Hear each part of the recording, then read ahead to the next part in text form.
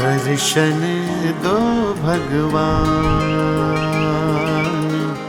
दर्शन दो भगवान। हे परमेश्वर अंतर्यामी, हे प्रभु कृपा निधान। दर्शन दो भगवान।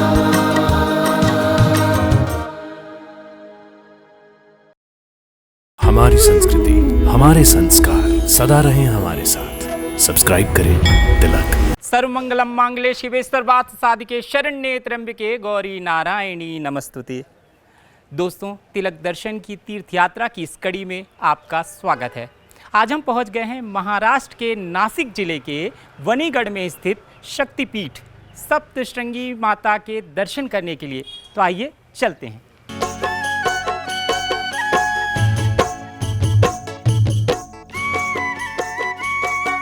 लगभग 5000 फीट ऊंचे पर्वत पर विराजमान माता के मंदिर में जाने के दो रास्ते हैं। पहला रास्ता है फनिकुलर रोपवे का, जहां किराया है 120 रुपये आने जाने का।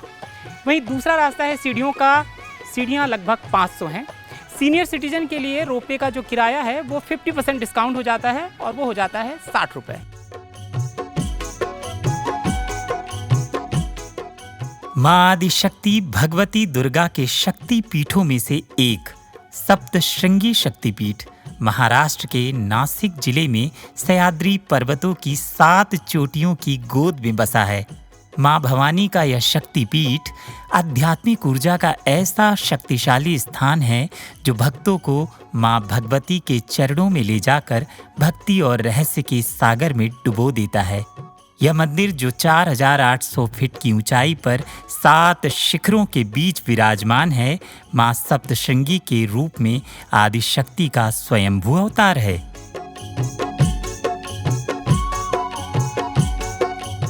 मंदिर का गर्भगृह एक गुफा में स्थित है, जिनमें 3 द्वार हैं।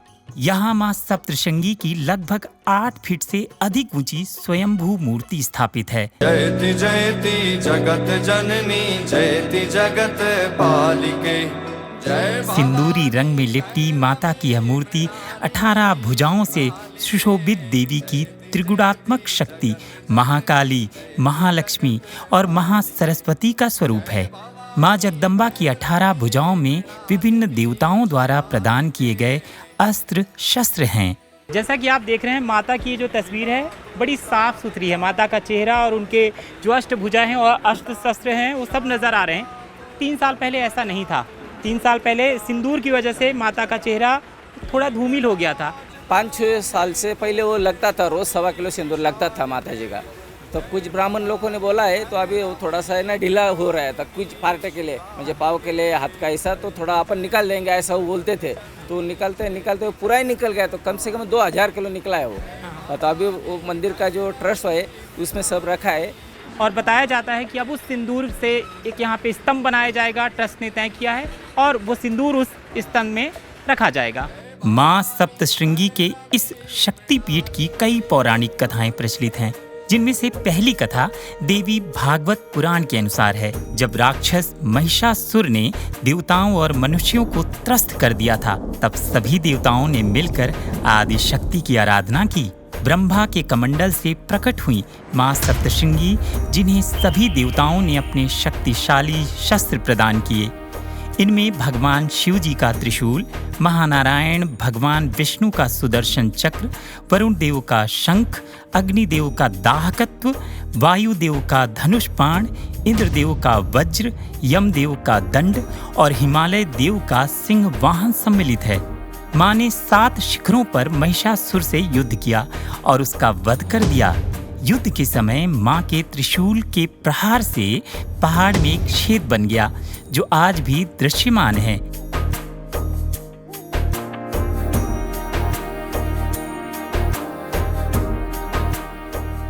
देवी की स्वयंभू मूर्ति को ध्यान से देखने पर लगता है वह एक ओर झुकी हुई हैं। इसके पीछे की कथा यह है कि मार्कंडेय ऋषि देवी आदिशक्ति को दुर्गा सप्तशती का पाठ सुना रहे हैं और देवी वह ध्यान से सुनने के लिए मार्कंडेय ऋषि की ओर कान लगाते हुए झुकी हुई हैं। सप्तश्रृंगी माता के मंदिर में गोद भराई यानी ओटी भरने का विशेष अनुष्ठान किया जाता है। नवरात्रि के अवसर पर भक्त माता की गोद साड़ी, चुनरी, मिठाई से भरते हैं। ऐसा करने से यह माना जाता है कि माता भक्तों को संतान सुख देती हैं। दैत्य दल विनाशिनी चंड मुंड घातिनी निशुंभ शुंभ कालिके। सप्तश्रृंगी मंदिर तक पहुंचने के लिए 2018 में रोपवे की सुविधा शुरू की गई, जो भक्तों को 3 मिनट में मंदिर तक ले जाता है।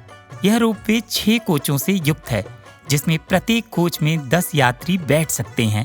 टिकट ऑनलाइन और ऑफलाइन दोनों तरह से उपलब्ध है और यह सुविधा विशेष रूप से वरिष्ठ नागरिकों और अशक्त लोगों के लिए वरदान हो गई।